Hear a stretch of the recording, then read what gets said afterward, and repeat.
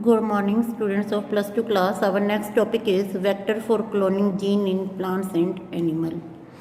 आपने वेक्टर्स के बारे में पढ़ा ही है। वेक्टर क्या होते हैं? जो किसी ऑर्गेनिज्म को एक जगह से दूसरी जगह लेकर जाते हैं। For example, if we talk about female Anopheles mosquito, वो वेक्टर है। किसका वेक्टर है? प्लाज्मोडियम का। प्लाज्मोडियम को ट्रांसफ़र करता है। तो यहाँ हमारे पास एक बैक्टीरिया है, आपको नाम देखो इसमें मिल जाएगा, एग्रोबैक्टीरियम ट्यूमीफेसियंस। ये जो बैक्टीरिया है ये नेचुरल जेनेटिक इंजीनियर है। नेचुरल जेनेटिक इंजीनियर क्यों है? क्योंकि इसके पास एक डीएनए है, जिस डीएनए को नाम दिया गया टीडीएनए। इसकी टेंडेंसी है, ये टीडीएनए को अपने से अलग कर देता है, अपने प्लाज्मिड से अलग करता है और डाइकोट्स प्लांट की सेल में इंट्रोड्यूस करता है, डिलीवर करता है डीएनए को डाइकोट प्लांट की सेल में। डाइकोट प्लांट की सेल में जब डीएनए को डिलीवर कर देता है तो उसके बाद डाइकोट प्लांट में जो टीडीएनए है वो अपने आप को एक्सप्रेस करेगा। एक्सप्रेशन क्या है इसका? Tumour formation. Tumour formation start कर देगा और जब ट्यूमर फॉर्मेशन स्टार्ट कर देगा, ट्यूमर फॉर्मेशन से कुछ केमिकल निकलेंगे जो कि पैथोजन के लिए रिक्वायर्ड हैं और पैथोजन उन केमिकल की प्रेजेंस में सरवाइव कर सकेगा। अब हमारा एम क्या है? हमारा एम है कि ये टीडीएनए की जगह हमारी डिज़ायर्ड डीएनए को डिलीवर करे। तो जहाँ इसका टीडीएनए प्रेजेंट है वहाँ हम अपना डिज़ायर्ड डीएनए इसके साथ लाइगेट कर दें, इसके साथ जॉइन कर दें। जब हम अपना डिज़ायर्ड डीएनए इसके साथ लाइगेट करेंगे और जॉइन करेंगे, तब ये डीएनए, इसने टीडीएनए वाली रीजन को अपने से अलग करना है तो उस डीएनए को भी अपने आप से अलग कर देगा। इसीलिए इसको बोलते हैं natural genetic engineer. You may be surprise to know that we have learn the lesson of transferring gene into plant and animal from bacteria and virus. Bacteria और वायरस से जीन ट्रांसफ़र होते हैं प्लांट और animal में, which have known this for ages. तो इसमें जो virus और बैक्टीरिया हैं उनको पता है how to deliver gene to transform eukaryotic cell and force them to do what bacteria और वायरस वांट, कि कैसे जीन को ट्रांसफ़र करना है यूकैरियोटिक सेल में। और यूकैरियोटिक सेल में जब बैक्टीरिया और वायरस अपने जीन डालते हैं तो वो जो यूकैरियोटिक सेल हैं वो वायरस और बैक्टीरिया के अकॉर्डिंग काम करती हैं, क्योंकि वायरस और बैक्टीरिया का जो डीएनए है वो डोमिनेट कर जाता है।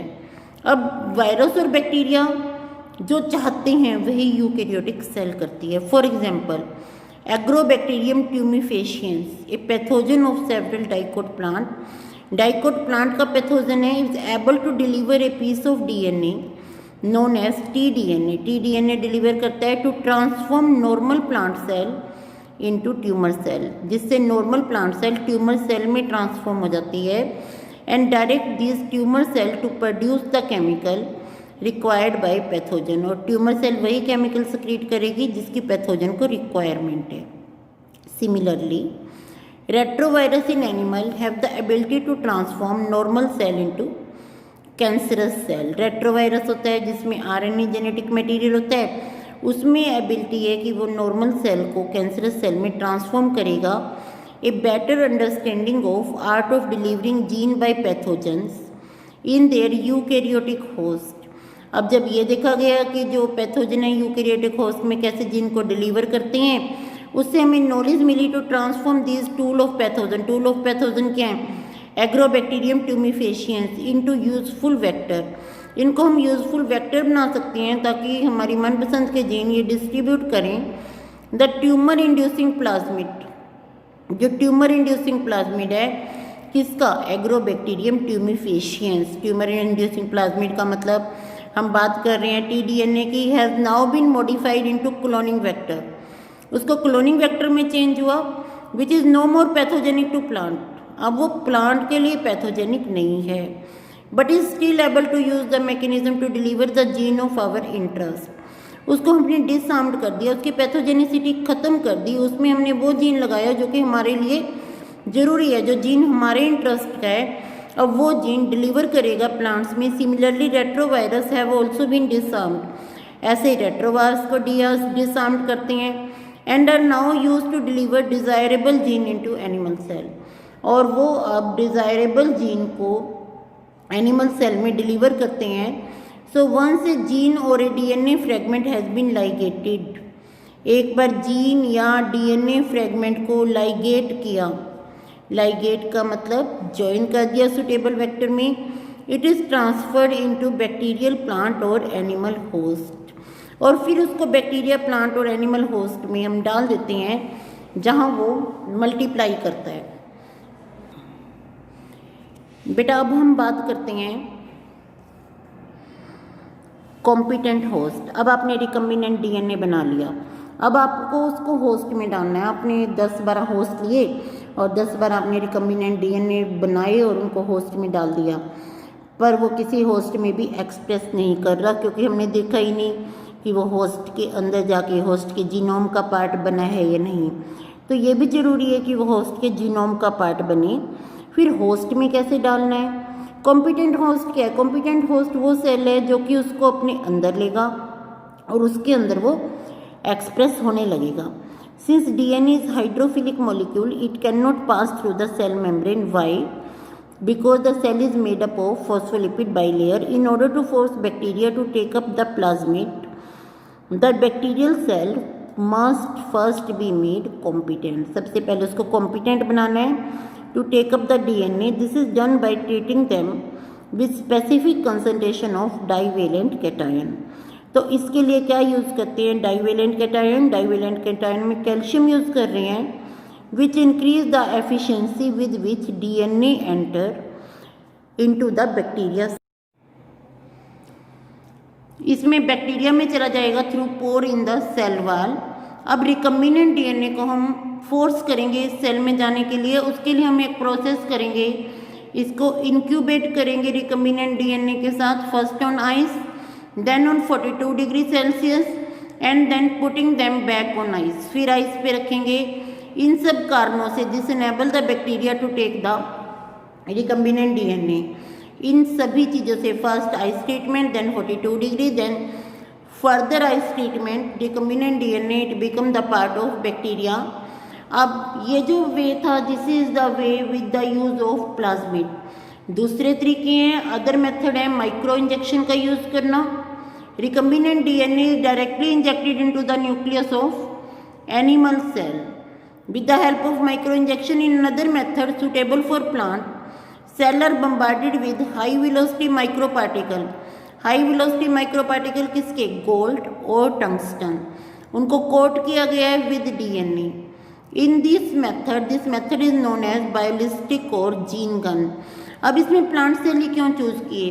क्योंकि जो प्लांट सेल है उनमें सेल वॉल होती है। Cell wall help in maintaining the rigidity of plant cell, shape को मेंटेन करती है। And the last method used disarmed pathogen. जो पैथोजन है उसकी पैथोजेनिसिटी हमने ख़त्म कर दी, उसको डिसआर्म्ड पैथोजन बोला, उसको वेक्टर भी बोला, which when allowed to infect the cell, जब सेल को इन्फेक्ट करेगा, transfer the recombinant DNA into host, recombinant DNA को होस्ट में डाल देगा। Now that we can learn about the tool for constructing recombinant DNA. Recombinant DNA के लिए tool क्या चाहिए हमें? मोलिकुलर सीजर चाहिए। हमारी मोलिकुलर सीजर है रिस्ट्रिक्शन एंडोन्यूक्लियस। फिर है process of recombinant DNA technology. इसमें बेटा स्टेप्स हैं, आपको ये स्टेप बहुत अच्छे से याद करने हैं, क्योंकि ये स्टेप आपके कई बार उल्टे पुल्टे दिए आते हैं, you have to arrange them in sequence. Recombinant DNA technology involve several step in specific sequence. First is isolation of DNA, second DNA के टुकड़े करना, fragmentation of DNA by restriction endonuclease. Third है isolation of desire DNA fragment. फिर आप उस jail में से, agarose jail में से स्टेन करेंगे इथीडियम ब्रोमाइड से, और जो डीएनए आपका डिजायरेबल है उसको चूज कर लेंगे। Ligation of DNA fragment into vector, DNA को वेक्टर में डाल देंगे। Transferring the recombinant DNA into host, recombinant DNA को होस्ट में डालेंगे। Then culturing the host cell in a medium at the large scale, फिर हम होस्ट सेल को कल्चर करेंगे मीडियम में। एक्सट्रैक्शन ऑफ डिजायर्ड प्रोडक्ट, उसके बाद हमें डिजायर्ड प्रोडक्ट मिल जाएगा। तो ये हमारे डिफरेंट स्टेप हैं। इसके बाद है आइसोलेशन ऑफ जेनेटिक मटेरियल। अगर हम बात करते हैं सेल की, सेल में से हमने जेनेटिक मटेरियल निकालना है, और जेनेटिक मटेरियल कहाँ मिलेगा, हमें न्यूक्लियस में मिलेगा। अब न्यूक्लियस में डीएनए केवल प्योर फॉर्म में नहीं होगा, डीएनए के साथ हिस्टोन प्रोटीन होंगे जिनको हम बोलते हैं डीएनपी, डीऑक्सीराइबोन्यूक्लियोप्रोटीन, क्योंकि हमारा जो डीएनए है that is not the naked DNA, that is covered by the protein. फिर हम बात करें हमारा डीएनए आरएनए बना रहा है, तो हमारा डीएनए भी बना रहा है, तो डीएनए आरएनए के साथ भी एसोसिएट हो सकता है, डीएनए प्रोटीन के साथ भी एसोसिएट हो सकता है।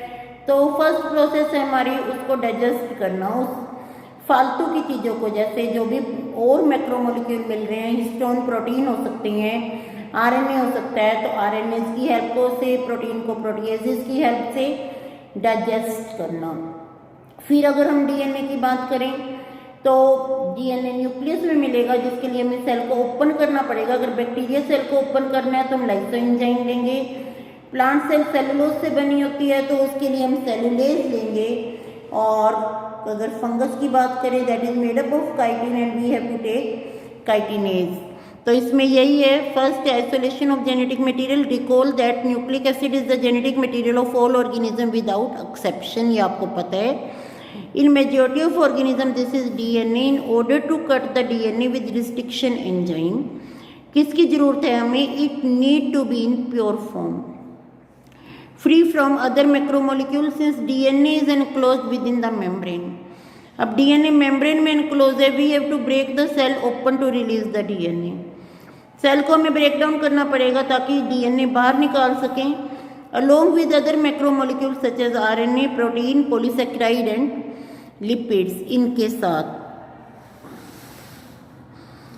This can be achieved by treating the bacterial cell, plant cell, animal cell with enzyme lysoenzyme, that is the bacteria, cellulase, plant cell, chitinase, fungus.